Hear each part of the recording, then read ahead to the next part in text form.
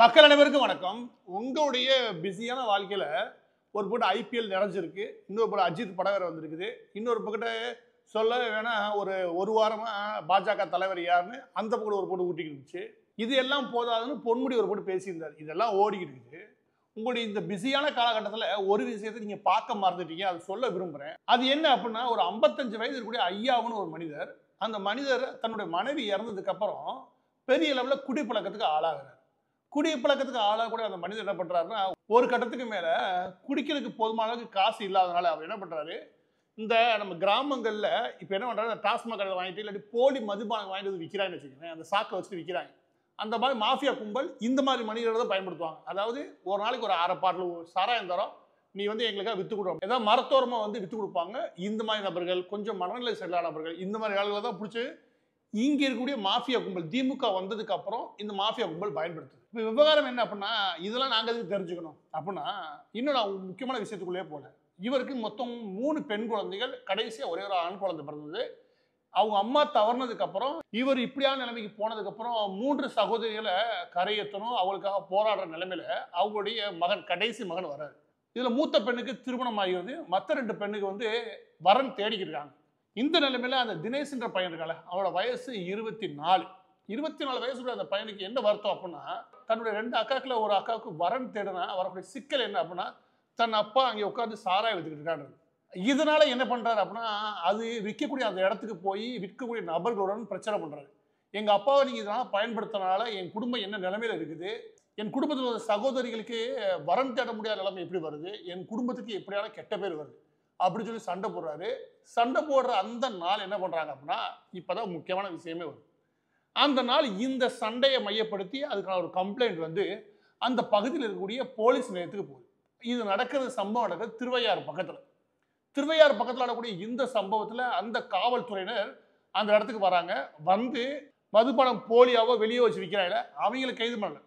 யாரை கைது பண்றாங்க அப்படின்னா, இந்த பிரச்சனை பண்ணார் இல்லையா, இது எங்க அப்பா அப்படி பண்ணாதீங்கன்னு அந்த தினேஷ்ன்ற பையனை பிடிச்சிட்டு போயிடறாங்க. இதுதான் பிரச்சனையான கிடையாது. இன்னும் கொஞ்சம் சொல்றேன் கேளுங்க. உங்களுடைய பிஸியான நேரத்தை ஒதுக்கி இவ்வளவு நேரம் கேட்டதே பெருசு. ஆனா ஒரு குடும்பமே நாசமா போயிருக்கு. அது என்னன்னு கொஞ்சமா நம்மளாம் காது கொடுத்து கேட்கணும் இல்லையா? எவன் எக்கடி கட்டா போனா என்ன, எவன் என் நாசமா போனா என்னன்னு ஒரு வாழ்க்கை வாழ்றது பாருங்க, அதோட ஒரு கேவலமான ஈனப்பழப்பு எதுவுமே கிடையாது. சொல்லுவேன், கொஞ்சமா சமூகத்தில் நீங்க எதுவும் செய்ய வேணாம். ஆனா என்ன நடக்குது, இது தப்பு ரைட்டுன்னு சொல்லணுமா இல்லையா? இதன் மீது ஒரு கவனம் ஒன்று வேணுமா இல்லையா? நாளைக்கு உங்க குடும்பத்துக்கு ஒன்று ஆச்சு வச்சுக்கோங்க, இதே காவல்துறையினால, அப்ப யார் வந்து நிப்பா, யார் வந்து பேசுவான்னு கொஞ்சம் கவனம் தேவை. ஏன் அப்படின்னா, தினேஷ்ன்ற பையனை கூட்டி போனதுக்கு அப்புறம் அவர் மீது இவங்க என்ன பண்றாங்கன்னா, போலியா ஒரு வழக்கு பதிவு செய்யறாங்க. அவர் ஆயுதம் வைத்திருந்தாரு. அதை கண்டிச்சு இவங்க 2 சகோதரிகள் அந்த போலீஸ் ஸ்டேஷனுக்கு போறாங்க. போய் இவங்க சொல்றாங்க அப்படின்னா, என் தம்பி மீது பதிவு செய்யக்குள்ள இந்த வழக்கை தயவுசெய்து ரத்து பண்ணி அவனை அனுப்புங்க, அவன் சின்ன வயசு, எதிர்காலமும் பாலா போயிருந்து சொல்லி கேட்கறாங்க. அதுக்கு காவல்துறையினர் அங்கிருந்த காவல்துறையினர் பதில் பெருசா சொல்லவே இல்லை. அது ரொம்ப கவனிக்க வேண்டிய விஷயம் என்ன அப்படின்னா, இதெல்லாம் செய்யறது, இந்த சேட்டையெல்லாம் செய்யறது ஏதோ ஆண் காவலர் கிடையாது, ஒரு பெண் காவலர். அவருடைய பேர் வந்து சர்மிளா. அந்த புகைப்படம் அடுத்தடுத்து வச்சுட்டே வரேன். சர்மிளான்ற காவலர். இது ஏற்கனவே அந்த குடும்பம் மன உடைஞ்சு இருக்கக்கூடிய அந்த குடும்பத்துல பெரிய பாதிப்பு உருவாக்குது. அந்த 2 பெண்கள் என்ன பண்றாங்கன்னா, ஒருத்தன் பேர் மேனகா, இன்னொருத்தன் பேர் கீர்த்திகா. 2 வயசு 29, 27. இவங்க என்ன பண்ணாங்கன்னா, தன்னுடைய சகோதரனுக்கு நடக்கூடிய பிரச்சனையை பார்த்துட்டு வேற வழி இல்லாம, வேற வாய்ப்பும் கிடையாது, எங்க போய் எந்த கதவை தட்டுன்னு தெரியல, விஷத்தை எடுத்துட்டு வந்து அந்த காவல்துறையில வச்சே குடிக்கிறாங்க. காவல்துறை குடிச்சு என்ன சொல்றாங்கன்னா, நாங்க இதுக்கு மேல எதுவும் பண்றது எனக்கு தெரியவே இல்லை, சாவர தருத வழியே கிடையாது. இது நடக்குது. ஒருவேளை உங்களுக்கு இந்த சம்பவம் உங்களுக்கு என்ன தோணும்? குறைஞ்சபட்சம் அவர் கூட குற்றம் இருந்தால் கூட இந்த சகோதரிகள் செய்யக்கூடிய விஷயத்துக்கு ஏதாவது இவங்களுக்கு பாதுகாப்பு அளிச்சு அவங்களை அனுப்புன்னு தோணுமா இல்லையா? அந்த இடத்துல நீங்க யாருமே ஆச்சரியப்படும் அளவுக்கு அந்த சர்மிளான்ற அந்த காவலர் என்ன பண்ணியிருக்காருன்னா, குடிச்சுக்கோ என்ன நாடகமா போடுற அப்படின்னு சொல்லி சொன்னது மட்டும் இல்லாம, அவங்க குடிச்சதுக்கு அப்புறம் என்னால சோப்பு தண்ணி ஊத்திட்டு வந்து குடிச்சிட்டு இங்க என்ன நாடகமா போட்டுக்கிறீங்க, செத்தா எனக்கு என்ன, வார்த்தை ரொம்ப முக்கியம், செத்தா எனக்கு என்ன அப்படின்னு சொல்லி பேசவே அடுத்த ஒரு 1/2 மணி நேரத்துல அந்த முதலாவது சகோதரி மயங்கி விழுகிறாங்க. அவங்க கொண்டு போற வழியில இறந்துறாங்க.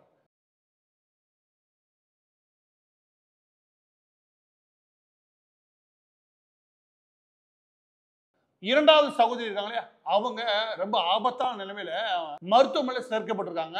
இதுல அவங்க குடும்பத்துல முதலாவது பட்டதாரி இருக்காங்களா, அவங்க தான் இறந்து போனது. அந்த பட்டதாரிக்கு அதிகபட்ச ஆசை என்ன அப்படின்னா, 27 வயசு ஆகக்கூடிய அந்த பெண் எப்படியாவது கவர்மெண்ட் எக்ஸாம்ல ஒரு நல்ல பொசிஷன்ல போய் உட்காரணும்னு சொல்லி அவங்க தீவிரமா போராடிட்டு இருக்காங்க. இப்ப தாய் இறந்ததுக்கு அப்புறம் தந்தையை நாசம் பண்ணது யாரு? வேற யாரும் கிடையாது, இந்த அரசாங்கம் தான். அரசாங்கம் நாசம் பண்ணாம அவர் வேலைக்கு போக விடாம குடியில அடிக்கப்பட்டு கிடையாது. அதை தாண்டி நீ சாராய வீன்னு அனுப்புற அளவுக்கு இந்த சொசைட்டியை மாத்தினே வேவன் எல்லா தெருவிலும் விற்கிறேன். போலீஸாரை எல்லா தெருவிலும் விற்கிறேன். கள்ளக்குறிச்சி மட்டும் நடந்துச்சு, ஊரெல்லாம் வித்துக்கிட்டு இருக்காங்க திமுக காரன். எல்லா பக்கட்டும் டாஸ்மாக் கடையில் கூட 48,000 கோடி விற்கிறானா, வெளியில் 30,000 கோடி வித்துக்கிறீங்க. அந்த காசெல்லாம் கஜானாவுக்கு வராது, கணக்கிலே வராது. அதெல்லாம் விற்கிற வேவன் இதே சாராய ஆலைகள் தான். யாரு? திமுகவுக்கு சொந்தமான எல்லா சாராய ஆலையும் காய்ச்சி வித்துக்கிட்டு இருக்காங்க. அதுக்கு இவங்க பயன்படுத்துகிற அந்த பகுதியில் இருக்கக்கூடிய இந்த மாதிரி மனிதர்கள். இது ரெண்டாவது. சமூகத்தை எவ்வளவு மோசம் பண்ணியிருக்கேன்றது. மூணாவது, இவங்க காவல்துறை நடத்துற லட்சணம் முடியுதா? இதை எதிர்த்து எவனை கேட்டா வச்சுக்க, எதிர்த்தவனை பிடிச்சிட்டு போயிடுறாங்க. பிடிச்சிட்டு போய் வழக்கு பதிவு செய்யறாங்க. இது மூன்றாவது. நான்காவது, நீ வழக்கு பதிவு செஞ்சது மட்டும் அப்போ ஒரு குடும்பத்தையே நாசம் பண்றதுக்கு தயங்குறது கிடையாது. அதுவும் காவல்துறையில உட்காந்துக்கிட்டே. அதுவும் ஒரு பெண் குழந்தை வந்து இங்க போராடி இருக்குது. அதுல கொஞ்சம் கூட ஈவு இறக்கமே இல்லாம நடந்துக்குது இந்த காவல்துறை. இது அஞ்சாவது. இதுல ஆறாவது ஒரு விஷயம் இருக்குது. அது என்ன அப்படின்னா, எப்பவும் திருமாவளவன் போடுறோம்னு வச்சுக்கவேன், பட்டியல சமூக மக்களுக்கு ஒண்ணு வச்சுக்க கொதிச்சுராயின்னு வச்சுக்கவேன். ஆனா வாயை திறக்கவே இல்லை. ஏன்னா நான் சொல்றேன்னா, இந்த பாதிக்கப்பட்ட மக்கள் பட்டியல சமூகத்தை சேர்ந்தவங்க. இங்க எவன் வாயை திறக்கவே மாட்டேற? எப்படி புரியவே கிடையாது. திமுக ஆட்சி அதிகாரத்தில் இருந்தா வாயை திறக்கவே மாட்டேன். இந்த ஈனத்தனமான அரசியல் பண்றதுக்கு எதுக்கு உனக்கு முதுகு கேட்கிறேன்? முதுகெலும்பு எதுக்கு தான் கேட்கிறேன். அப்படி நீ அடிமையா வாழ்றதுக்கு அறிவாலத்துல போய் நீ நேரம் அடிமையா போய் வாழ்ற. கொஞ்சம் கூட எதிர்த்து இந்த அரசாங்கத்தை கேள்வி கேட்க துப்பு இல்ல.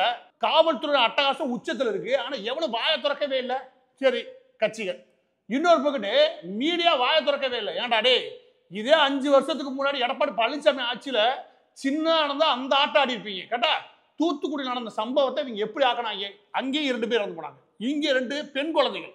அதுவும் சம்பவத்தன்று நீ செத்தா சாவுன்னு சொல்ற அளவுக்கு நடந்திருக்கு. ஒரு மீடியா இதை பெருசா பேசுன சீமான் அவர்கள் ஒரு வார்த்தை பேசுறதுக்கு 4 நாள் விவாதம் பண்ணாங்க. 4 நாள் விவாதம் பண்ணாங்க. பொன்முடி பேசுனா கண்டுக்கவே இல்லை. இந்த 2 குழந்தைங்க செத்து இருக்கு. எவனு விவாதத்துல பொட்டி செய்தியா போடவே தயாரா இல்லை. என்னடா மீடியா நடத்துறீங்க? நீங்க சோறு தான் சாப்பிடுறீங்களா? மீடியா கேட்கிறேன். மீடியாலாம் சோறு தான் சாப்பிடுறியா? அப்படின்னா திமுக பயந்து போய் வாழ்க்கை வாழ்ற. அதுக்கு எதுக்கு நீ மீடியான்னு சொல்ற? திமுக அல்ல கை வேலை பார்க்கறேன்னு சொல்லிட்டு போ. இதுல கோவப்பட வேண்டிய இன்னொருத்தர் இருக்காரு. அது யார் தெரியுமா? வேற யாரும் கிடையாது, இந்த பாஜகவும் அதிமுகவும். அது ஏன் இந்த 2 கட்சியை நம்ம சொல்ல வேண்டியிருக்கு அப்படின்னா, எதிர்கட்சியா நாங்க தீவிரமா செய்யறோம்னு சொல்லிட்டு 7 நாளா நீங்க என்ன பண்ணிருக்கீங்க? பில்டப் கொடுத்து தீவீங்க. ஒரு பிரச்சனை நடந்துகிட்டு இருக்கு, மக்களுக்கான பிரச்சனையை பேசுறதுக்கு உங்களுக்கு துப்பு இல்லைன்னு வச்சுக்கவே, இங்க நீங்க என்ன உங்களை மக்கள்கிட்ட உங்களுக்கு நன்மதிப்பு கிடைக்கும், இல்ல மக்களுக்கான விஷயங்களை கொண்டு போய் சேர்க்க முடியும்? நீங்க எப்படி மக்களுடைய மனதுக்கு நெருக்க முடியும்? நான் இந்த எடுப்பீங்க, அந்த எடுப்பேன், அந்த எடுப்பேன், இன்ன வரைக்கும் யாரும் எடுக்கவே கிடையாது. நீங்க என்ன அரசியல் கட்சி? அப்ப திமுக வீழ்த்தணும் வாய் பேசினா பத்தாது. என்ன மக்கள் பிரச்சனையோ இதுவே எதிர்கட்சியா திமுக உட்காந்து வச்சுக்க, அவன் ஏன் ஆளுகட்சியா வந்தது தெரியுமா? அவன் எதிர்கட்சியா வேலையை ஒழுங்கா பார்த்தான். அவன் கொள்ளையடிக்கிற 2வது விஷயம், அவன் எதிர்கட்சியா வேலையை ஒழுங்கா பார்த்தான். மக்கள் பிரச்சனை ஒண்ணுன்னா 4ஆ மாத்தி பிரச்சனை பண்ணான். அதுக்கு ஆளுகட்சி பயந்தான். உங்களை பத்தி எவனா பயப்படுவானா? 2 பேரும் சேர்ந்துட்டு உங்கள்கிட்ட சண்டை போட்டது மட்டும் இல்லாம அவன் செய்யக்கூடிய முக்கியமான பிரச்சனையை விட்டுறீங்க. இங்க சமூக பிரச்சனை ஒண்ணு இருக்கு. அந்த சமூக பிரச்சனையை எடுத்து கொண்டு போய் சேர்க்கிறதுல அவ்வளவு பெரிய அளவுக்கு பின்தங்கிருக்கீங்க. 2 பேருக்கு என்ன தேவைன்னா பாகுபலி பாகுபலின்னு கத்திட்டு தெரியணும். இதுவா அரசியல்? சமூகத்தின் மீது அக்கறை இல்லாத ஒரு அரசியல் நடத்திக்கிட்டு எப்படி நாங்கள் திமுக வீழ்த்து உங்களால பேச முடியுது? உங்களுக்கு திமுக வீழ்த்து நோக்கம் இருந்தா இந்த மாதிரி பிரச்சனைகளை எடுத்து பேசுங்க. இந்த 2 சகோதரிகளுக்கான நியாயம் இருக்கு பாருங்க, அதை கேட்கறதுக்கு முன்வாங்க. அப்படி உங்களால கேட்க முடியும்னா அரசியல் கட்சியை நடத்தாது எவனும். பதிவோட இறுதியா நான் சொல்ல வேண்டிய விஷயம், உங்களுடைய ஐபிஎல் நேரம், இந்த அஜித் படம் இதெல்லாம் விட்டுட்டு இதோ ஒரு 2 நிமிஷம் கேட்டீங்களே, அதுக்கு நன்றி தெரிவிச்சுக்கிறேன். பாவம் இன்னொருத்தரை பத்தி அக்கறை பண்றீங்க பாருங்க, உங்களுடைய பெருந்தன்மைக்கு நான் பாராட்டுறேன். ஆனா கொஞ்சமா வெக்கப்படணும். சமூகம் ஒரு குடும்பமே அழிஞ்சு போயிருக்கு, அதை பத்தி நீ கவலையே படல. அந்த குடும்பம் எக்கெடு கெட்டு போனான்னு எவனத்தோ நடக்குதுன்னு நினைக்கிற பாரு, இந்த சமூகம் இந்த ஜென்மத்தை நல்லா இருக்காது. நான் சொல்றேன், ஒரு குடும்பமே பட்ட பகல் அழிஞ்சு போயிருக்கு. அந்த தாய் தன் குழந்தைகளை பெற்று எடுக்கும்போது எவ்வளவு சந்தோஷமா இருப்பா. இந்த குழந்தைகளோட எதிர்காலம் எப்படி இருக்கணும்? இந்த குழந்தைகளோட எதிர்காலம் நீ போலீஸ் ஸ்டேஷன் போய் மருந்து கொடுத்து சாவுனா இருக்கும். வெக்கமா இல்லை இந்த சமூகத்துக்கு? நான் கேட்கிறேன். நீங்களும் பிள்ளைய பத்திரிக்கல, நீனும் தாய் தந்தை தானே? நான் கேட்கிறேன், நீனும் பிள்ளை தானே ஒரு அம்மா அப்பாவுக்கு? ஒரு குடும்பத்துக்கு நடந்திருக்கு, வெக்கமே இல்லாம சுத்தி தீங்க. எல்லா பற்றியும் நான் காட்டுகிறது உங்க சார்பில். இதற்கான எதிர்ப்பை தீவிரமா பதிவு செய்யுங்க.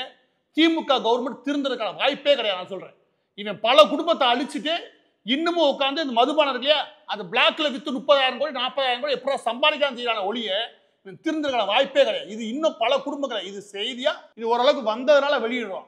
ஆனா இது மாதிரி வெளியே வராமையே செத்து போற குடும்பம் நிறைய இருக்கு. நீ கொஞ்சமா நீ நல்லா இருக்குன்னு வச்சுக்கவேன், நாடு நல்லா இருக்குன்னு. நாடை தனிச்சு பிரிச்சு நீ நல்லா இருக்க முடியாது, நீ நல்லா இருக்காம நாடு நல்லா இருக்காது.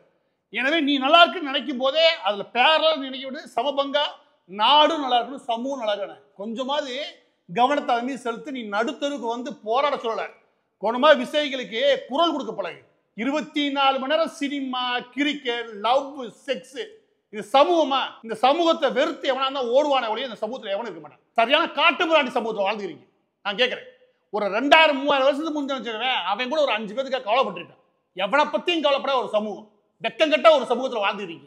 இந்த சமூகத்தில் வாழ்றதுக்கு தப்பிச்சு இந்த ஊரை விட்டு போயிட்டு வச்சுக்க நிம்மதியாக இருக்கா. இவங்களை பார்த்து நிம்மதி போறதுக்கு இந்த ஊரை விட்டு போயிட்டு வச்சுக்க நிம்மதியாக வந்துட்டு போறது. அப்படிதான் எனக்கு தோணுது. போய் ஐபிஎல்லும் அஜித் படம் பார்த்துருங்க, மறந்துடாது.